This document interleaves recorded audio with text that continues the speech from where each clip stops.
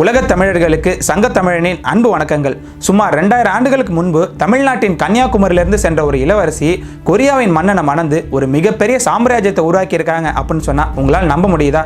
கொரிய மக்கள் தொகையில கிட்டத்தட்ட 10% பேர் இவங்களோட வழித்தோன்றல்கள் தான் அப்படிங்கிறத பத்தியும், இன்னைக்கும் கொரியர்களின் மொழியிலையும் அவங்களோட பண்பாடு கலாச்சாரத்தில் தமிழர்களின் தாக்கம் அதிக அளவு இருக்கு அப்படிங்கிற ஆச்சரியமூட்டும் தகவல்களை பற்றியும், அதே நேரத்தில் நமக்கு சேர வேண்டிய இந்த புகழை எல்லாத்தையும் வட இந்தியர்கள் திருடிக்கிட்டாங்க அப்படிங்கிற ரொம்பவே சோகமான விடயத்தை பற்றியும் தான் இந்த பதிவில் பார்க்க போகிறோம். இந்த பதிவில் நான் சொல்ல போகிற சில தகவல்களை ஏற்கனவே கொரியாவை ஆட்சி செய்த தமிழ் இளவரசி அப்படிங்கிற பதிவில் சொல்லியிருப்பேன். இருந்தாலும் நம்ம சேனலுக்கு நிறைய புதிய நண்பர்கள் வந்திருக்கதால அந்த பதிவோட பல புதிய தகவல்களை சேர்த்து இந்த பதிவில் பார்க்க போகிறோம். எனவே கண்டிப்பாக முழுமையாக அந்த பதிவை பாருங்கள். சுத்த தமிழ் வீரம் ரத்தத்தில ஊரும் சிங்கத்தமிழ தங்கத்தமிழ. என்னது 2000 வருடங்களுக்கு முன்பு தமிழ் இளவரசி கொரியா போனாங்களா? என்ன காதுல பூ சுத்திரியா அப்படின்னு கேட்குறீங்களா? இந்த பதிவை இறுதி வரைக்கும் பாருங்க, உங்களுக்கே புரியும். தமிழ்நாட்டுக்கும் கொரியாவுக்கும் பல்லாயிரக்கணக்கான கிலோமீட்டர் தூரம் இருக்கு. எப்படி போயிருப்பாங்க அப்படின்னு கேட்குறீங்களா? கடல் பயணம் மூலமா தான். ஏற்கனவே திரைமீளர்கள் அப்படிங்கிற தொடரில் தமிழர்கள் சுமார் 3000 ஆண்டுகளுக்கு முன்பு இருந்தே கடல் வணிகம் செஞ்சிருக்காங்க அப்படிங்கிறத ஆதாரங்களோட பார்த்துட்டு வர்றோம். கடல் வணிகத்தின் மூலம் பண்டைய நாகரிகங்களான சுமேரியா, எகிப்து, கிரேக்கம், ரோம், சீனம் கூட எல்லாம் தமிழர்கள் வணிகம் செஞ்சிருக்காங்க அப்படின்னு பார்த்தோம். அப்படி இருக்கும்போது சீனாவுக்கு பக்கத்தில் இருக்கிற கொரியாவுக்கு வெறும் 2000 வருடங்களுக்கு முன்பு தமிழர்கள் கடல் பயணம் செஞ்சதுல ஒன்றும் ஆச்சரியம் இல்லை அப்படின்னு தான் சொல்லணும். சரி, இது எப்படி வெளி உலகத்துக்கு தெரிய வந்துச்சு? நீ சொல்றதுக்கு என்னென்ன ஆதாரங்கள் இருக்கு அப்படின்னு கேட்குறீங்களா? மரபணு ஆதாரத்திலிருந்து கொரியர்களின் பழக்க வழக்கம் வரைக்கும் இருக்கிற எல்லா ஆதாரங்களை பற்றியும் இந்த பதிவில் பார்க்க போகிறோம். ஆதாரங்களை பற்றி பார்க்கறதுக்கு முன்னாடி இது எப்படி வெளி உலகத்துக்கு தெரிய வந்துச்சுன்னு பார்க்கலாம். ரொம்ப நாளாவே கொரியர்களுக்கு தங்களோட வரலாற்றை பற்றி தெரிஞ்சுக்கணும்னு ஆசை. ஏன்னா கிழக்கு ஆசிய நாடுகள்லேயே கொரியா கொஞ்சம் வித்தியாசமானது. அவங்களோட மொழி, பழக்க வழக்கங்கள் எல்லாமே பக்கத்தில் இருக்கிற சீனர்கள் கிட்ட இருந்தும் ஜப்பானியர்கள் கிட்ட இருந்தும் மாறுபட்டு தான் இருக்கும். இப்படிப்பட்ட தேடுதலில் தான் அவங்களுக்கு கிடைச்சது சம்குக் யூசா அல்லது மெமோரபிலியா ஆஃப் தி 3 கிங்டம் அப்படிங்கிற புத்தகம். இந்த புத்தகத்தில் கொரியாவின் பண்டைய மன்னர்கள் பற்றியும் ஹோ ஹுவாங் ஓக் அப்படிங்கிற இளவரசி பற்றியும் குறிப்புகள் இருந்தது. அந்த இளவரசி ஆயுத்தா அப்படிங்கிற நாட்டில் இருந்து வந்து கிம் சுரோ அப்படிங்கிற கொரிய மன்னனை திருமணம் செஞ்சுக்கிட்டாங்க அப்படின்னும், அதன் பிறகு கயா அப்படிங்கிற மிகப்பெரிய பேரரசை உருவாக்குனாங்க அப்படின்னு குறிப்புகள் இருக்கு. அதன் பிறகு அது கோகுரியோ, பேக்ஜி மற்றும் சிலா அப்படிங்கிற 3 பேரரசுகளாக மாறியது அப்படின்னு குறிப்பிட்டிருக்காங்க. இந்த 3 பேரரசுகளும் கிட்டத்தட்ட நம்மளோட சேர சோழ பாண்டியர்கள் போல தான் இருக்கு. அதே போல இந்த ஹோ மற்றும் கிம் சுரோ தம்பதிக்கு 12 குழந்தைகள் பிறந்தது. அதில் 2 குழந்தைகளுக்கு தன்னோட பெயரான ஹோ அப்படிங்கிறத குடும்ப பெயராக வைக்கணும்னு சொன்னாங்க இளவரசி. மன்னனும் அதுக்கு சம்மதிச்சாரு. அந்த 2 குழந்தையின் வழித்தோன்றர்கள் தான் இன்னைக்கு ஹோ அப்படிங்கிற பெயரை குடும்ப பெயராக கொண்டவங்க. அதே போல மிச்சம் இருக்கிற 10 குழந்தைகளுக்கு கிம் அப்படிங்கிறது குடும்ப பெயராக வந்தது. இப்படி ஹோ மற்றும் கிம் பெயரை குடும்ப பெயராக கொண்டவங்க மட்டுமே கிட்டத்தட்ட 60 லட்சம் பேர் கொரியாவில் இருக்காங்க. இவங்க எல்லோருமே தமிழ் இளவரசியான செம்பவளத்தோட வழித்தோன்றர்கள் தான். ஆமாங்க, அப்படி கொரியாவுக்கு போய் கிம் சுரோவை மணந்துகிட்ட இளவரசி பேர் செம்பவளம். அவங்க தமிழகத்தின் ஆய்நாடு அப்படிங்கிற இன்றைய கன்னியாகுமரி பகுதியிலிருந்து அங்கே போயிருக்காங்க. சரி, இதற்கு ஆதாரம் அப்படின்னு கேட்குறீங்களா? பல ஆதாரங்கள் இருக்கு. முதல்ல கொரிய மொழியை பற்றி பார்க்கலாம். கொரிய மொழியில் கிட்டத்தட்ட 1400 தமிழ் வார்த்தைகள் இருக்கு. இன்னைக்கு வரைக்கும் கொரியர்கள் தங்களோட அப்பா அம்மாவை நம்மளை மாதிரியே அப்பா அம்மா அப்படின்னு தான் கூப்பிடுறாங்க. இது மட்டும் இல்லாமல் நாள், நான், புல், புது, சோறு, வா, நீங்க, உரம், வெட்டிக்கிளி போன்ற பல வார்த்தைகள் தமிழில் இருக்கிற அதே அர்த்தத்தோட பேசப்படுது. சரி, நான் சொன்னால் நம்ப மாட்டீங்க, ஒரு கொரியரே சொல்கிறத கேளுங்க. நான் அப்பா, the 엄마, exactly same. I am father, you mother. I is nan, you is ni. In Korean, the same. 달라도, Korean, 달래다. To cut grass, 풀베도. In Korean, 풀베다. 그리 is Korean, 그리다. And to pass, 가다. Exactly same. Korean, 가다.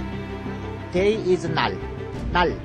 Korean 날, the same, exactly same. 날, fresh and new. 푸드. Korean food. Sunday, Korean 싸운다. Therefore, Korean Tamil very closely relationship. இது மட்டும் இல்லாமல் தமிழில் எப்படி உயிரெழுத்தும் மெய்யெழுத்தும் சேர்ந்து 216 உயிர்மெய் எழுத்துக்கள் உருவாகுதோ அதே போல் கொரிய மொழியிலையும் உயிரெழுத்தும் மெய்யெழுத்தும் சேர்ந்து 140 உயிர்மெய் எழுத்துக்கள் உருவாகுது. இதில் என்ன ஆச்சரியம் அப்படின்னு கேட்குறீங்களா? கொரிய மொழியில் சீன மொழியின் தாக்கம் தான் அதிக அளவு இருக்குது. ஆனால் சீன மொழியில் இந்த மாதிரி உயிரெழுத்து மெய்யெழுத்து உயிர்மெய் எழுத்து அதெல்லாம் கிடையாது. இப்படி தமிழுக்கும் கொரிய மொழிக்குமான தொடர்பை 1905லேயே ஹோமர் ஹர்பர்ட் அப்படிங்கிற அமெரிக்கர் கண்டுபிடிச்சு a comparative grammar of the Korean language and the Dravidian language அப்படிங்கிற புத்தகத்தில் குறிப்பிட்டிருக்காரு. அதன் பிறகு 1984ல் மோர்கன் கிளிப்பிங்கர் அப்படிங்கிறவரும் Korean and Dravidian lexical evidence for an old theory அப்படிங்கிற புத்தகத்திலையும் தமிழ் மொழிக்கும் கொரிய மொழிக்குமான தொடர்பை பற்றி ஆராய்ச்சி பண்ணி எழுதியிருக்காரு. அடுத்ததா மரபணு ஆராய்ச்சி முடிவுகளை பார்க்கலாம். கொரியாவின் கிம்ஹேல இருக்க ராணி செம்பவளத்தின் கல்லறையில இருந்து எடுத்த மரபணு ஆராய்ச்சி செய்த ஜோங் சுன் சியோ மற்றும் கிம் ஜோங் இல் அப்படிங்கிற ஆராய்ச்சியாளர்கள் அந்த மரபணு தமிழர்கள் கூட ஒத்து போகுது அப்படின்னு கண்டுபிடிச்சு அதை கொரியா ஜீனோம் ஆர்கனைசேஷன் இன் சுன்சியான் மீட்டிங்கில் வெளியிட்டாங்க. அதை பற்றி நிறைய காணொலிகள்லையும் பேசியிருக்காங்க. ஆனால் ஏனோ தெரியல அந்த ஆராய்ச்சி முடிவுகளை ஆராய்ச்சி கட்டுரைகளை வெளியிடலை. நானும் NCBI அப்படிங்கிற ஆராய்ச்சி கட்டுரைகள் இருக்கும் இணையதளத்தில் தேடி பார்த்தேன். ஆனால் கிடைக்கல. இதன் பின்னாடி மிகப்பெரிய அரசியல் அழுத்தம் இருக்குமோ அப்படின்னு கூட தோணுது. ஏன்னா இதே போல தான் சிந்து சமவெளியில் கிடைச்ச மரபணு தமிழர்கள் கூட ஒத்து போகுது அப்படின்னோன்னு அதை அப்படியே மூடி மறைக்க முயற்சி பண்ணது இந்திய அரசு. இப்படி மொழி மற்றும் மரபணு ஆதாரங்கள் போலவே மற்றொரு வலுவான ஆதாரமாக இருப்பது கொரியர்களோட பழக்க வழக்கங்கள் தான். கொரியர்களோட தாலாட்டு பாடலான ஆரிராங் அப்படிங்கிற பாடல் நம்மளோட ஆரிராரோ பாடல் போலவே இருக்கு. இந்த பாடல்ல கிட்டத்தட்ட 60 வகையான பாடல் இருக்கு. எல்லாமே ஆரிராரோ அப்படின்னு தான் தொடங்கும். இந்த பாடல்கள் யுனெஸ்கோ இன்டேஞ்சிபிள் கல்ச்சுரல் ஹெரிட்டேஜ் பட்டியலில் 2012 இருந்து இடம் பிடிச்சிருக்கு. இந்த பாடல் தான் கொரியாவோட தேசிய பாடலே. அந்த பாடலை நீங்களே கேளுங்க.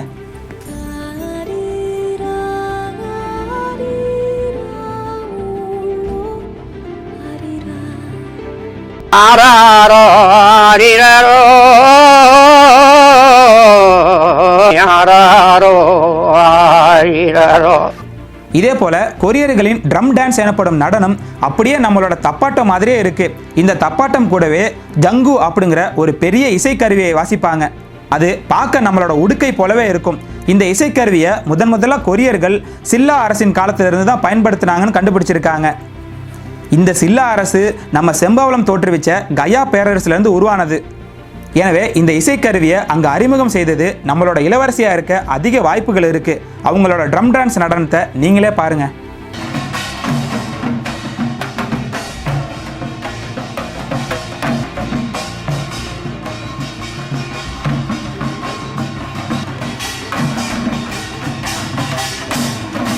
அதே போல நாம விளையாடுற பன்னாங்கல் மாதிரியே கொரியாவில் கோஞ்சி அப்படிங்கிற விளையாட்டு ரொம்பவே பிரபலம்.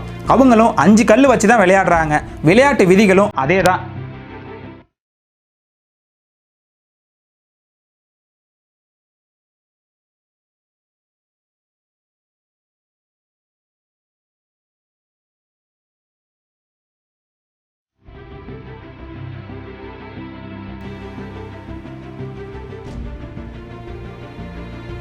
அடுத்ததா கொரியாவில் ரொம்பவே புகழ் பெற்றது கங்கங் சோலே அப்படிங்கிற நடனம் தான்.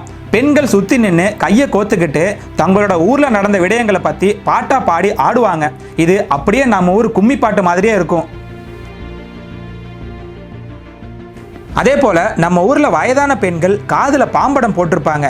இதே போல காதணியை தான் இளவரசி ஹோஹுவாங்கோக்கும் போட்டிருந்திருக்காங்க. இன்னைக்கும் கொரியாவில் ஒரு சில வயதான பெண்மணிகள் இந்த மாதிரியான பாம்படம் போட்டிருக்கதை பழக்கமாக வச்சிருக்காங்க. இது மட்டும் இல்லாமல் நம்ம இளவரசி கொரியா போனப்போ கடல் பயணத்தின் போது கடல் அலைகளை மட்டுப்படுத்துறதுக்காகவே கற்களை கூடவே எடுத்துகிட்டு போயிருக்காங்க. அந்த கற்கள் இன்னமும் அவங்களோட நினைவிடத்துக்கு பக்கத்தில் பத்திரமா இருக்கு.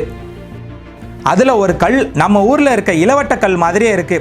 அதே போல் தென் கொரியாவின் ஜேஜு தீவில் நம்ம ஊர் இளவட்டக்கல் தூக்கும் போட்டி மாதிரியே நடக்குது.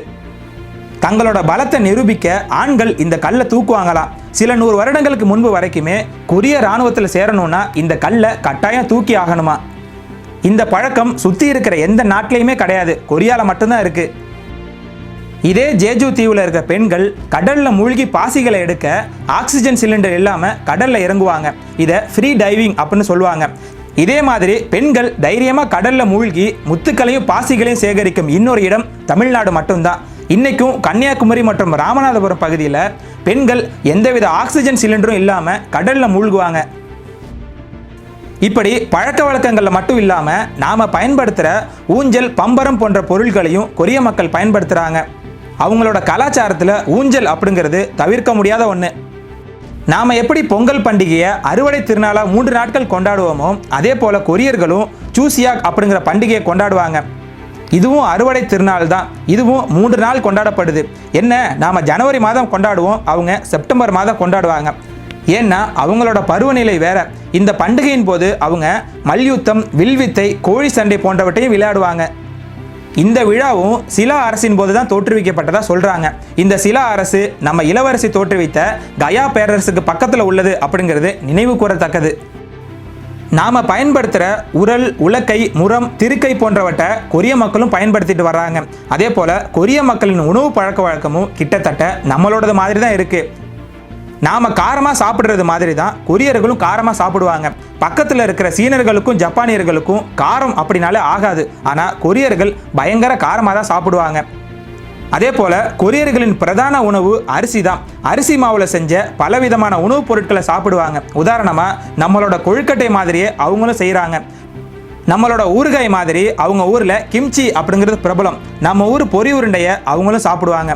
நம்ம ஊர் கஞ்சி, அவங்க ஊரில் கோஞ்சி. இப்படி உணவில் பல ஒற்றுமைகள் இருக்குது. அதே போல் குழந்தை பிறந்தோன்னே வீட்டு வாசலில் மிளகாய்களை கோர்த்து தொங்க விடுவாங்களாம் கொரியர்கள். இது கெட்ட ஆவிகள் உள்ளே வராமல் தடுக்கும் அப்படிங்கிறது அவங்களோட நம்பிக்கை. நம்ம ஊர்லேயும் மிளகாயை வீட்டு வாசலில் தொங்க விடுவோம். இப்படி தமிழர்களுக்கும் கொரியர்களுக்கும் நிறைய ஒற்றுமைகள் இருக்கு. தமிழ்நாட்டில இருந்து போன பாண்டிய இளவரசி செம்பவளம் தான் இது எல்லாத்துக்குமே காரணம். ஆனா வழக்கம் போல நமக்கு கிடைக்க வேண்டிய எல்லா புகழையும் தட்டி பறிச்சுட்டாங்க இந்த வட இந்தியர்கள். சம்குக் யூசால குறிப்பிடப்பட்டுள்ள ஹோஹ்வாங் ஓக் எந்த நாட்டில இருந்து வந்தாங்க அப்படின்னு தேட ஆரம்பிச்சாங்க கொரியர்கள். அவங்க கிட்ட இருந்த ஆதாரம் என்னன்னா, ஆயுத்தா அப்படிங்கிற பெயரும் இளவரசியோட கல்லறையில இருந்து எடுத்த இரட்டை மீன் இலச்சினை பொறித்த நாணயமும் தான். 2001 கிம் புயோங் மோ அப்படிங்கிற கொரிய மானுடவியலாளர் ஆயுத்தா அப்படிங்கிற பெயர் உத்தரப்பிரதேசத்தின் அயோத்தியா கூட ஒத்து போறதால அதுதான் ஹோஹ்வாங் ஓக்கோட பிறந்த இடம்னு சொல்லாரு. அதுக்கு இன்னொரு காரணம், உத்தரப்பிரதேசத்தின் இன்றைய சின்னம் இரட்டை மீன் இலச்சினை தான்.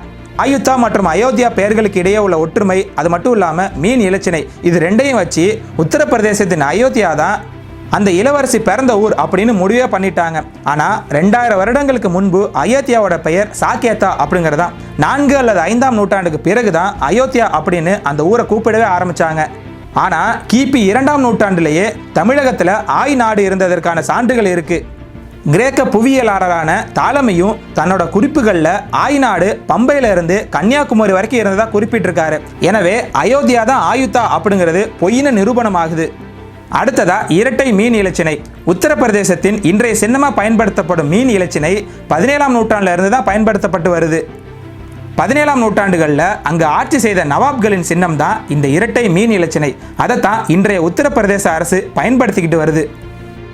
ஆனால் 2000 வருடங்களுக்கு முன்பே கொற்கை பகுதியை ஆண்ட பாண்டிய மன்னர்கள் இரட்டை மீன் சின்னத்தை தான் தங்களோட கொடியில் பயன்படுத்தி இருக்காங்க. அதே போல நாணயங்கள்லையும் இரட்டை மீன் சின்னங்களை தான் பயன்படுத்தி இருக்காங்க. இது மட்டும் இல்லாமல் தமிழகத்தின் பல கோயில்கள்லையும் இந்த இரட்டை மீன் இலச்சினை பொறுத்த சின்னங்கள் கிடைச்சிருக்கு. அது மட்டும் இல்லாமல் உத்தரப்பிரதேசத்தில் கடலே கிடையாது. ஆனால் கன்னியாகுமரி ஒரு கடற்கரை நகரம். 2000 வருடத்துக்கு முன்பே தமிழர்கள் கடல் பயணத்திலையும் சிறந்து விளங்கி இருக்காங்க. இந்த பெயர் ஒற்றுமை, மீன் இலச்சினை, இது ரெண்டு தவிர அயோத்தியாவுக்கும் கொரியாவுக்கும் வேறு எந்த தொடர்புமே இல்லை. ஆனால் அயோத்தியா தான் ஹோஹ்வாங் ஓக்கோட பிறந்த இடம் அப்படின்னு இந்திய அரசு பொய் சொன்னதால அங்கே மிகப்பெரிய பொருட்செலவில் நினைவிடத்தை கட்டியிருக்கு கொரிய அரசு.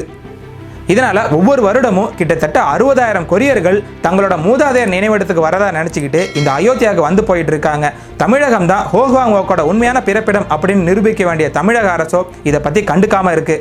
தமிழக அரசு தான் தமிழர்களுக்கும் கொரியர்களுக்குமான தொடர்பை உலகத்துக்கு, குறிப்பாக கொரியர்களுக்கு தெரியப்படுத்தணும். ஆனால் இங்கே இருக்க திராவிட கட்சிகளுக்கோ கட்டபொம்மனை தவிர வேற யாரையுமே தெரியாது. விரைவில் கொரியர்கள் உண்மையை உணர்வாங்க அப்படின்னு நம்புவோம். இதே போன்ற காணொளிகளுக்கு தொடர்ந்து சங்கத்தமிழ் டிவியோடு இணைந்திருங்கள். நன்றி, வணக்கம்.